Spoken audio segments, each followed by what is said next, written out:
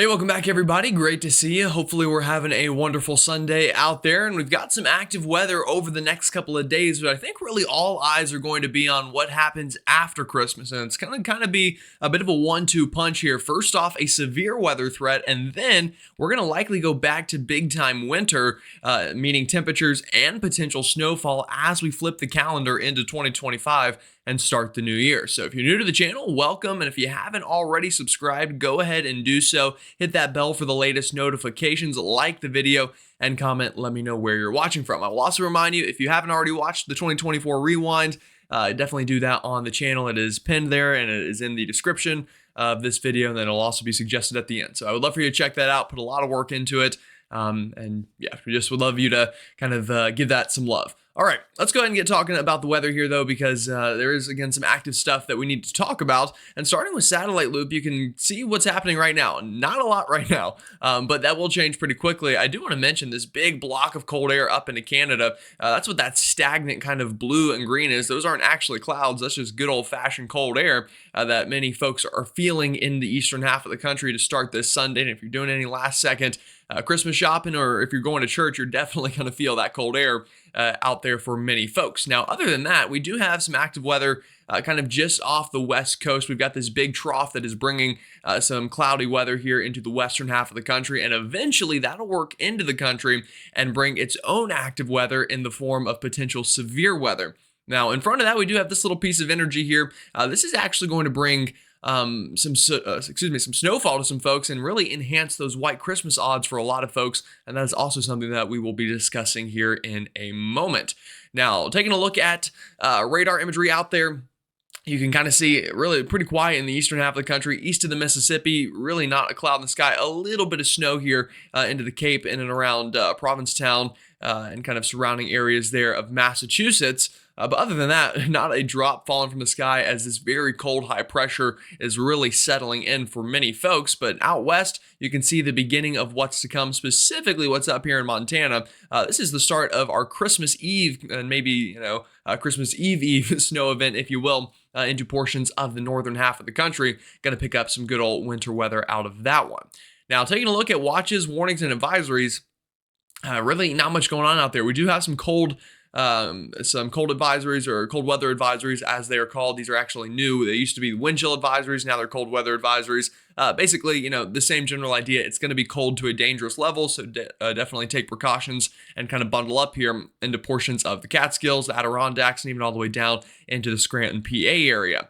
Now, other than that, again, folks, not really a lot happening. Winter weather advisories up into the northern tier of the country, into Montana and into North Dakota, as that will be the start of our next winter weather topic. And with that said, let's go ahead and start talking about it. So kind of our energy map here, our 500 millibar vorticity map, you can kind of picture this pretty easily. Here is that next storm system getting going up into Montana currently, and this is going to kind of ride through the country generally like this, and anywhere along that path is going to run the chance of some winter weather.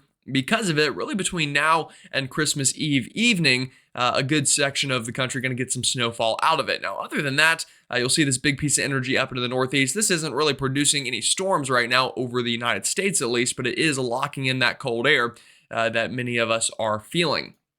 Now, we'll go ahead and move this ahead into time some, and really the big thing to watch is going to be this energy up into Montana, kind of watching the path of it. But there's going to be another little piece of energy that shows up in a moment I'm going to point out to you that could bring its own impacts, maybe a surprise icing event very far south. And you'll see that here in just a moment. So here's that northern stream energy. This gets us into tomorrow afternoon, working on through Minnesota, into Wisconsin, into Michigan. And then eventually we get overnight Monday into the morning of Christmas Eve. And this is when things could get potentially interesting for a small icing event. It's really small, it's minuscule, but you see this little piece of energy over eastern North Carolina. This is some low pressure forming along the coast, along a favorable baroclinic zone that is being enhanced by cold air damming. And I know that's a lot of big fancy terminology, but basically just know we're likely going to get some low pressure to form along the South Carolina coast and kind of ride up the Carolina coast and eventually out to sea. But as it's doing that and as it's producing precipitation, all this cold air is still going to be here Christmas Eve morning into this region, and should those two overlap, we could have a freezing rain threat for somebody, and that is something we will talk about in today's video, so don't worry. But before we get there, Let's go ahead and talk about this Christmas snow event, or at least Christmas Eve and Christmas Eve snow event through portions of the country. All right, this is this afternoon. Not a lot happening. Again, you'll notice radar remaining pretty quiet. It's this big, strong, high pressure that is going to be the real culprit for that more quiet weather. If I could circle it, that would be nice. Again, kind of helping to really pump in a lot of cold air out of Canada. And this will be also what sets up that cold air damming into the Carolinas that could eventually maybe produce some ice come Christmas Eve morning. Again, we'll talk about that in just a moment. Now, as for the rest of us this afternoon, really, again, not much. It's overnight tonight, though. This is about 2 a.m. Eastern time. Here comes low pressure beginning to develop really at the surface right over the Minneapolis area, and snow beginning to break out into portions of Michigan, Wisconsin overnight tonight and into your early Monday morning. And here we go. By the time we're waking up Monday morning, this is about 9 a.m. Eastern. Again, time in the top right of your screen, in Eastern time, that is. Seeing a big shield of snow beginning to break out through much of Wisconsin, Michigan, maybe a little bit of ice trying to mix in here, kind of into the southern and southwestern portion of Michigan. But I think overall speaking, this will be mostly a snow event for most folks here into Michigan, Wisconsin. And then we get later on into the day. This is Monday afternoon. And you're still seeing that snow begin to break out into the UP of Michigan, into the Mitten itself, and then getting into much of Ontario. Portions of Canada are going to get big time snow out of this. And then we get into Monday evening, that snow beginning to spread into the Northeast. Late overnight Monday into the early morning hours of Tuesday, snow breaking out into portions of western Pennsylvania, upstate New York, including the Finger Lakes, back into the mountains of Vermont, New Hampshire. And by the time the sun rises on Tuesday, scattered snow showers through much of the Northeast continuing. Heavier snow probably back up into Maine, into New Hampshire, Vermont. Going to really pick up on some big time snow totals out of this one, at least relatively speaking. Now, not a major snowstorm, but definitely going to be enough to, notice it, especially here right before Christmas. This is Christmas Eve morning, folks, and then we get a little bit further ahead into time, and the storm pulls away throughout the afternoon and evening of Christmas Eve. And by the time we get to Christmas Day, noticing a lot less winter precipitation on the map as we get that first pattern change back to warmer weather. Now, talking about snowfall totals here, I do think it is, like I said, going to be noticeable for some folks here. Likely back into Wisconsin, mainly, I would say, a dusting upwards of an inch or two. Maybe the Green Bay area slightly higher here, 1 to 3 inches. But once you start getting into northern Michigan, that's when things get a little bit more exciting. We're talking 2 to 4 inches for most folks here up near Alpena, back down into really just the heart of northern Michigan over towards Gaylord, Skidway Lake, and kind of surrounding areas. They're going to pick up some good snow. Further south towards Detroit, Kalamazoo, Grand Rapids, probably less. And I said this would be mostly a snow event. Down here, we could see some ice mix in. That could be sleet, freezing rain. So we'll monitor that for sure, but higher snowfall totals into the northern half of the state, and then that really translates back into Ontario, here into the London, Canada area. Could see about half a foot of snow in terms of centimeters. I guess about 10 centimeters-ish, maybe, probably a little more than that. Or I guess you guys do millimeters, not centimeters for snowfall. So I don't know. You'll have to convert that. I don't have a calculator on me. But once we get into the northeastern United States, pretty good snowfall as well. I do think up into the Adirondacks here, back down south towards Syracuse, Binghamton, a good little snowstorm, probably 3 to 5 inches of snow. And then the same story here to the higher elevations of Vermont, New Hampshire. And then you get out into the down eastern sections of Maine and into portions of kind of Nova Scotia here. A good snowstorm, again, about half a foot as this coastal low kind of cranks up a little bit as it's pulling on out of here. So definitely notice that kind of trend there. And then areas along the I-95 corridor, Philadelphia, New York City, Boston. Not expecting a big storm out of this. Nothing like what we saw a couple days ago in New York City and Boston, but could definitely see some flakes if you're lucky. Could briefly accumulate to a dusting. Maybe a couple places get a little bit more than a dusting along the I-95 corridor, especially up towards Boston. Going to have a higher chance of maybe getting an inch or two of snow out of this one. All right, that is the kind of pre-Christmas snow. What about pre-Christmas ice? Here's the setup. Like I mentioned, we'll start here Monday afternoon looking at the southeast. Notice these isobars. See how they're kind of curled down into the Carolinas and even into Alabama. This is strong cold air damming. We've talked about this a lot on the channel. It's a very common setup in this part of the country where basically cold air gets funneled down the apps and it's too cold and too dense to kind of get over the other side of the mountain. So instead, it kind of just piles up here which I know it's kind of weird to think about air piling up, but that's basically what happens is you get this big pile up of air and cold air in this part of the country. And because of that pile up of air, you're getting higher pressure. And you can see that with the millibar lines here, 1032, 1030, 1034. You can definitely see that higher pressure there. But, I always say this, my number one rule in meteorology is what goes up must come down. So what's going up here instead comes down along the coast and also generally speaking on the other side of the mountains. But it's specifically this side of the mountains that we're going to be concerned about into the coastal sections of the Carolinas, coastal Georgia. This is where you're seeing this kind of trough begin to develop, and with that low pressure developing along the Carolina coast here Monday afternoon. And remember, temperatures are still very cold and chilly here into the interior portions of the mid-Atlantic here.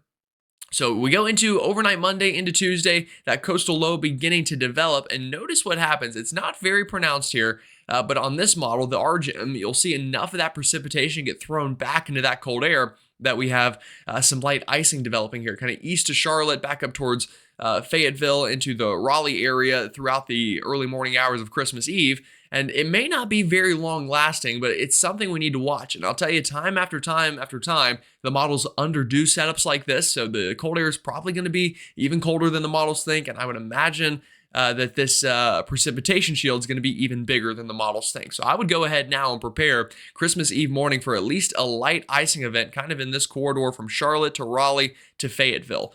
Kind of this triangle, if you will, on the map. Is going to have a shot at some icing. So definitely need to monitor it. We'll watch the trends. We've got a couple days. Again, this would be Christmas Eve morning, but unfortunately the timing is not great. Obviously, that's right during one of the most traveled times of the year, let alone, during the holidays themselves. So definitely something to monitor there as we go through your Christmas Eve morning. And then I think by the evening of Christmas Eve, it should be out of here, but some ice could still be left over potentially in some places that have, shady areas on the roadways. Definitely it would be something to monitor for sure. All right, now let's talk about temperatures a little bit here for the Christmas time frame. Today it's cold. You'll notice well below average temperatures in the Northeast, even down into the mid-Atlantic. But notice what's happening out west. Temperatures really beginning to increase as ridging builds in on the other side of the country. And spoiler alert, that ridge will eventually work eastbound, and we'll feel it here in the eastern half of the country. But all the way up to Christmas, this is Monday afternoon, still chilly east of the Alps, stays chilly east of the Alps into Christmas Eve, I think. And then after that, once we get to Christmas Day, pictured below, the warm air really begins to take over for just about everybody in the country. A couple places holding on to average temperatures, we'll say, but the below average weather should be out of here by Christmas Eve into Christmas Day, and we should really begin to warm up into next week. And a side effect of that warm up is going to be some severe weather. Now, the overall setup for this severe weather kind of pattern is as pictured below. This is the latest GFS model, Christmas Eve morning. You'll notice a big ridge back out east. That's going to really warm things up and increase that transport of warm, humid Gulf air into the United States. And at the same time, here comes a trough beginning to develop into the Rockies. That's going to increase lift. That's going to increase wind shear. And we're likely going to run the threat of some severe weather here into the south central part of the country from, we'll say, Christmas Eve onward. Through a good portion of next week. And you'll see that here, the Storm Prediction Center already issuing a marginal risk for severe weather here into South Texas. This is for Christmas Eve day. So College Station back into Sugar Land, into the San Antonio metro, back up towards Waco, and not far from Houston here, or really even over Houston, I should say. Going to run the risk for a couple strong to severe storms. And I don't think Tuesday will be the only day. I think as we go further ahead into time, you'll kind of see these storm systems begin to develop out here into the southern plains. This is Tuesday into Wednesday. You'll see one storm there, and then a bigger storm potentially Thursday into Friday. And then by the time we get into next weekend, another storm developing Saturday into Sunday there across much of the country, at least out into the south central part of the country. And if we look at kind of all the severe weather ingredients thrown together, I think the GFS ensembles are doing a good job of showing us the places with the highest potential for that severe weather. And here it is.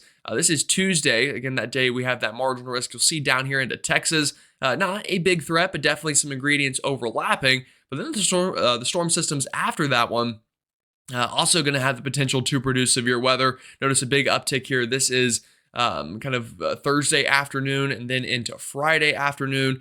And then even into the weekend, another kind of round of severe weather potentially could cross the southern tier of the country. Now, mainly worried kind of about these areas right into here that I have circled: Texas, Oklahoma, Arkansas, Louisiana, and then potentially it could get east into Dixie Alley come later this weekend and into early next week. And that's something we'll watch for sure as we get a little bit closer in time.